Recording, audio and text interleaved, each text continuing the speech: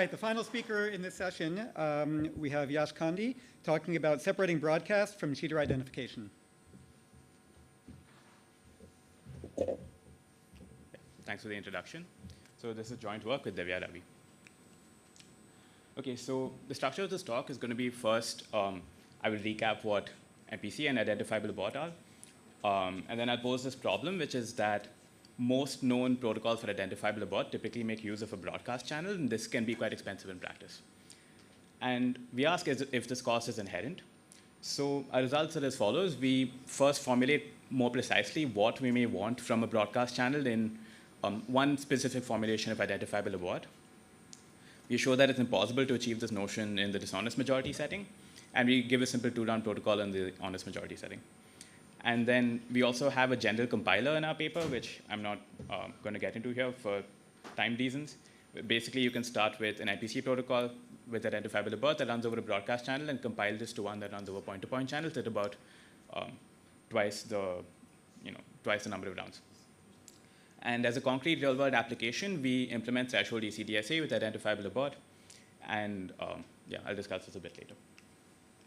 All right, so of course, we're an MPC workshop, so we have to have an MPC slide. So consider a system in which a number of parties have private inputs, which they would like to send to a trusted oracle that then computes the output for them. Of course, we don't have such trusted oracles in the real world, and so we use MPC protocols where parties exchange messages to achieve this effect. What happens if one of the parties is corrupt? Right? An actively secure protocol will guarantee some notion of security, even if some parties in the system send malformed messages. Right? But what happens to the output in this case? So we can think about there being different grades of active security, starting with security with the bot as the weakest notion and going all the way to guaranteed output. So in the security with the bot setting, what the protocol guarantees is that the inputs stay private, but the adversary can deprive honest parties of the output. In a fair protocol, an adversary makes a choice. It can either choose to forego the output itself and deprive the honest parties of it, or if it wishes to receive the output, it has to let the honest parties learn the output. And then at the strongest notion that there is guaranteed output delivery, in which an adversary has no control over whether the honest parties receive output or not. And basically, in all of these cases, privacy is always maintained, like privacy of inputs is always maintained. What changes is some notion of denial of service resistance. So as an intermediate notion between security of the bot and fairness, let's say, is this notion of identifiable abort, in which the adversary can still deprive honest parties of the output, but in exchange it must sacrifice the identity of some corrupt party. And that's going to be the focus of this talk. So we know through classic results as far back as GMW that both security of the bot and identifiable abort are feasible in the dishonest majority setting under standard cryptographic assumptions. And we also know, thanks to Cleve, that fairness and guaranteed output delivery inherently require an honest majority. So identifiable abort is studied as something of a has historically been studied as something of a compromise notion where you want some sort of denial of service resistance without really going to the honest majority setting. And even if even if you consider the honest majority setting in which it's feasible to get guaranteed output of fairness and so on, like usually asking for stronger security guarantees comes at some penalty in terms of complexity or performance, right? And yeah, I mean, this is not a super tight statement, so don't hold me to this. But basically, I'm going to try and now motivate identifiable abort as an end goal in itself, as opposed to just being a sort of compromise when stronger notions are not possible. Right? So consider a friend Bob here who has some input X, which he then secret shares and stores these secret shares on some sort of server, on a network of servers. And the way that he uses this configuration is that when he wants to evaluate some function on his input, he authenticates himself to these servers, who then run some sort of protocol and then return the output to him. Now, let's see what happens if one of these parties, one of the servers, were to be corrupt. So what Bob sees in this, in a guaranteed output protocol, is that he can observe, for example, that the system is actively under attack and some number of nodes of his are compromised, but it's kind of unclear as to which one. But at the end of the day, he still gets his output, so hopefully he's happy with that. In the identifiable abort case, the failure event is that the MPC doesn't deliver the output that he wants, but it does identify which node is the problematic one. And I argue that in a lot of scenarios, knowing which node is compromised is maybe more of a priority than just receiving the outputs of one computation, like if you already have a backup of the original inputs, for example. So as one practical application to motivate this format of protocol, there's this setting of restaking, which if you're familiar with like eigenlayer, it's basically that. So the idea is that there are operators of a service who buy into this protocol with some assets that have been restaked from somewhere else. And in case you are detected to have deviated from the protocol, there's a sort of slashing mechanism that takes away the assets that you'd stake to buy in. Right? And this is the natural fit for identifiable abort, because now whatever protocol mechanism your MPC with identifiable abort provides, this can be used to slash your stake and penalize you if you deviate from the protocol. And through some economic guarantees, this does provide some heuristic notion of denial of service resistance. And the hope now is that the complexity of identifiable abort be closer to security with abort than full-blown guaranteed output delivery, given that we can get some sort of heuristic way of denial of services, DOS resistance. Right, so in principle, you could always think of out-of-band methods to find cheaters, but really for this talk, we care about like protocol mechanisms that give you cheater identification. So I'd like to formalize what I mean by identifiable abort, or at least like kind of formulate what properties we want from an identifiable abort protocol. So I'm going to say that in the event that the protocol crashes, that is, in the event that a party doesn't get output, it does, at the very least, get the identity of a cheating party and also a certificate that can be verified by any auditor or any third party that this, the identified cheater did indeed deviate from the protocol. So this is not necessarily a standard notion. Identifiability doesn't always require you to be able to prove to third parties. And also, with this strengthening that's requiring the certificate, I'm also making a relaxation, which is that honest parties need not be in agreement about the identity of the cheating party. There's not necessarily consensus on who cheated. So if you think about the restaking application that I mentioned earlier, as long as whenever I cheat, I can be penalized, that's enough of a disincentive for me to not cheat, right? To cheat. It doesn't really matter if honest parties are in agreement about who the cheater is, as long as any cheater who's identified can be penalized. So very roughly, there tend to be two different ways that, let's say, baseline security, the bot protocols can be crashed. One is either a party doesn't send a message when it's supposed to, or parties send malformed messages which cause the protocol to crash. Right? And in constructing identifiable abort protocols, we can think about different ways to deal with these issues. So one recipe for constructing identifiable abort protocols in the literature is to start with some sort of baseline security of the abort protocol, and on top of this, add some mechanism to make sure that all the messages that are sent in this protocol are well-formed. Right? Because we know that if every message is well-formed, then that's not an avenue that the adversary can use to crash the thing. And underneath this, we need to make sure that that all parties are forced to speak in every round of the protocol. So if you have a baseline secure protocol in which everybody is forced to send a message in every round, and every message that's sent is well-formed, that's a straightforward way of achieving identifiable abort. A lot of the recent literature on identifiable abort has tended to focus on how do you make sure messages are well-formed. So all the way back to GMW, there's a pretty straightforward way of doing this, which is to just prove in zero knowledge that all the messages are good. But more recent works have adopted some careful combination of, let's say, zero knowledge proofs, but also like selectively opening secrets and so forth to make sure that messages are good without going to like full-blown proofs. So that's not the focus of this talk. What I would like to focus on is the thing that makes sure that you speak every round, right? So typically, it's rather common in the literature to just assume that all messages in the protocol are sent over broadcast, and this does fix this issue, right? Because you can just observe the broadcast channel and see if somebody has not sent a message when they were supposed to, right? That's a pretty simple fix. But in practice, when you actually go to implement these things, you have to think about instantiating broadcast, and this is a can of worms that we will open up. Right? So anecdotally, engineering people tend to be somewhat unhappy when they need to implement broadcast protocols, because this is kind of painful. They ask if it's for some nonsensical theoretical proof thing, or if it's actually necessary for the protocol. And if I point out that it does actually serve a purpose, which is to catch non-responsive parties, then there are a whole bunch of heuristics that you could use really. For if you use like a messaging relay or something like this, you could check the logs of the relays, things like this. There are also other works in the literature that assume a trusted coordinator to route all the messages, which is fine in the security of the bot setting, but then the assumption on the coordinator is a lot stronger in the identifiable bot setting because it can falsely accuse parties of not having sent messages and so on.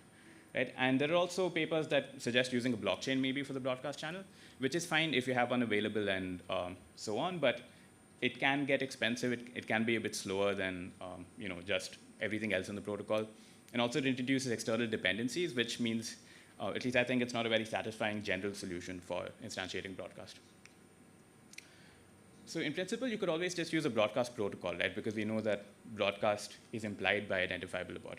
So even if you have a PKI and synchronous networks, which I will use later on, we know that broadcast is feasible, right? You could use the Doller-Strong protocol. But there are two issues. One is functionally, broadcast protocols don't necessarily certify parties that are offline. And also in terms of efficiency, it's not very satisfying because deterministic protocols have down complexity that depend on the number of corruptions, and even randomized protocols that achieve expected constant round efficiency have fairly large constants. I don't think on the order of like 9 or 10 or something, the state of the art. So this is not super satisfying because in the security of the bot setting, we have the Gold-Russell-Lindell protocol, which is just a simple echo broadcast thing. So in 2 rounds, you're good to go. So what we ask is if we can have an identifiable abort protocol for broadcast that is closer to the security of the bot world. Right? So something where you can easily deploy an MPC with an identifiable abort protocol over point-to-point channels. So let's write down what we want. Right? We want consistency at a very basic level, which is that any honest party that outputs a message that's signed by the dealer will always be in agreement. And the dealer signed part actually ends up being important later. But right, and if the sender is corrupt, on the other hand, an attempt to violate consistency that is actively cheating yields a certificate of cheating capital omega. And if the sender is just non-responsive and it was supposed to have sent something, it yields a certificate of non-responsiveness, little omega. And we want to make this distinction between definitive cheating and just being offline, because in a higher level protocol, maybe you want to distinguish between these two things and penalize parties differently based on why the protocol failed. And of course, given that there's a cheater identification mechanism, we want to make sure that honest parties can't be falsely accused. So that's defamation freeness. So that's the tool that we use to capture what we want in the like the sort of network layer, making sure everyone sends messages. We show that it's impossible to achieve this definition in the dishonest majority setting, and I won't be getting into the proof now, but I'm happy to answer questions if there are details later on. Details later on. And we show that it's actually quite straightforward to achieve this notion in the honest majority setting. This is a simple 2-round protocol. So how does that protocol work? Roughly, it's going to be built on this Gold-Russell-Lindell type of paradigm. So if you have a number of parties amongst whom there's an honest majority, and then there's a dealer who has a message that it wants to send, and we have a PKI, and also I'm going to assume a synchronous network. So in the first round, the dealer just signs the message it wants to send, sends to all parties. In the second round, what every PI does is echo the first round message that it got, or in the event that it received nothing from the dealer by a prescribed timeout phase, it signs the message saying, I received nothing, represented by bot, and sends it to all other parties. And at the end, what each party does is check if it has the ability to assemble one of these certificates of cheating. Either conflicting messages that have been signed by the dealer, that is a strong certificate of cheating, or T+1 signatures on the I received nothing message. Right? So in this case, T is 2, so I guess T+1 would be 3. And if it's not able to assemble either of these certificates, it's safe to output whatever message it's received from the dealer. So why does this work? It's defamation-free because an honest party is never going to sign conflicting messages, and also because you need T+1 signatures on bot to certify non-responsiveness. And then at most T-corrupt parties, you can't get a certificate of non-responsiveness against an honest party either. And it's consistent because you can roughly divide a corrupt dealer's behavior into 3 cases.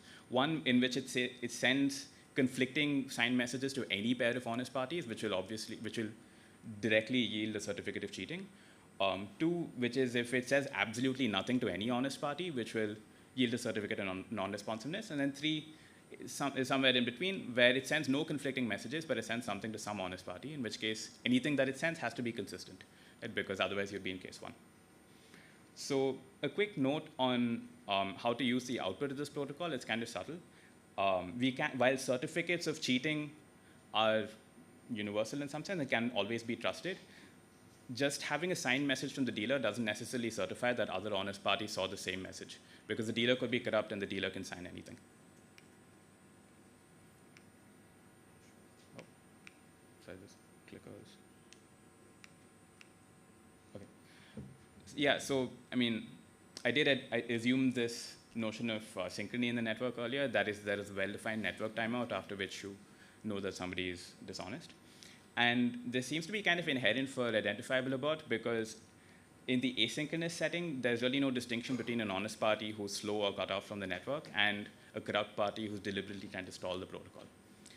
But it is, of course, important to reason about what happens if the network were to fail you, right? So honest parties in the worst case could be certified as non-responsive, which is why it's generally not a great idea to take drastic action based on just a certificate of non-responsiveness. Right? So you could maybe, if the honest party is like non-responsive over 100 instances, then that's about as bad as a corrupt party, right?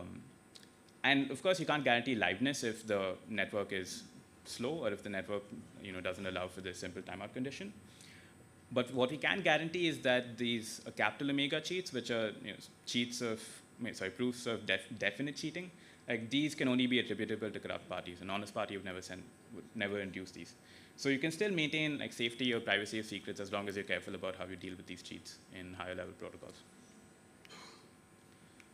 Okay, so that's the network broadcasting, and then the question is, how do you instantiate the rest of the stack to get to an actual MPC protocol? Right? So because historically identifiable abort seems to have been studied more as a compromise notion when you have a dishonest majority, so you can't get guaranteed output, it seems that most recent work on the identifiable abort setting seems to be in the dishonest majority setting. And given that for the constraints that I've laid out, it's inherent that you need an honest majority, it seems kind of wasteful to use a dishonest majority MPC protocol with like an honest majority broadcast, right? And at least to our knowledge, it's somewhat understudied as to how to construct identifiable abort protocols in the honest majority setting. So that's, I think, a generally good problem to work on, but what we start with is one concrete real-world application, which is threshold ECDSA signing, which was motivated in an earlier talk. So we use this 3-round honest majority protocol that was in some appendix of a paper of ours from a couple of years ago. And that's an information theoretic protocol, but then what we show is that it effectively creates commitments to public values of all the public versions of all the secrets in the protocol, which you can then prove are consistent through some lightweight schnorr like zero knowledge proofs. Efficiency-wise, it's still, I think, kind of open as to how to talk about efficiency for identifiable abort protocols, because the mode of operation is not to run the IA protocol by default, right? What we envision in a real-world deployment is to use a secure with abort protocol by default, and if you start to observe too many failures, then fall back to IA. So I think it's reasonable to talk about the worst-case execution path as one metric to compare against other works and so on.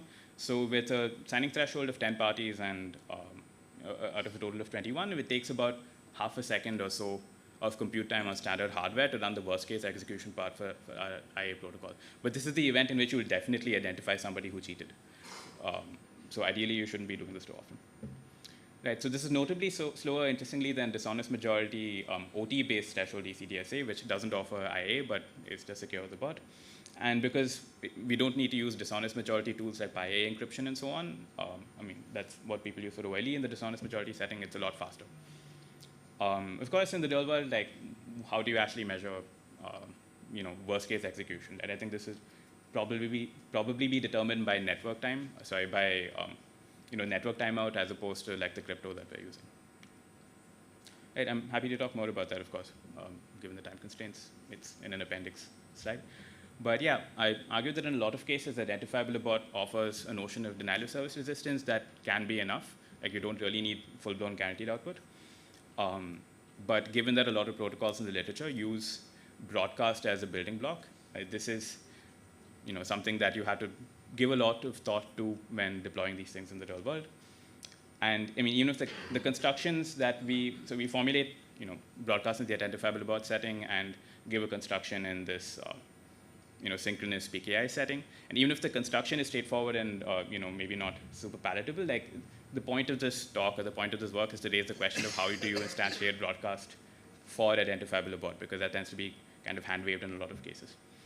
Right, so we use our construction to instantiate threshold ECDSA in, this point-to-point, over point-to-point channels alone, and this ends up being a lot simpler than achieving full-blown guaranteed output. And as ongoing work, we're looking at how to extend these ideas to the general-purpose MPC and how to compare against, other protocols that maybe amortize the use of broadcast across a larger circuit or something like this. Yeah. Anyway, the paper's on ePrint, and thanks for your attention.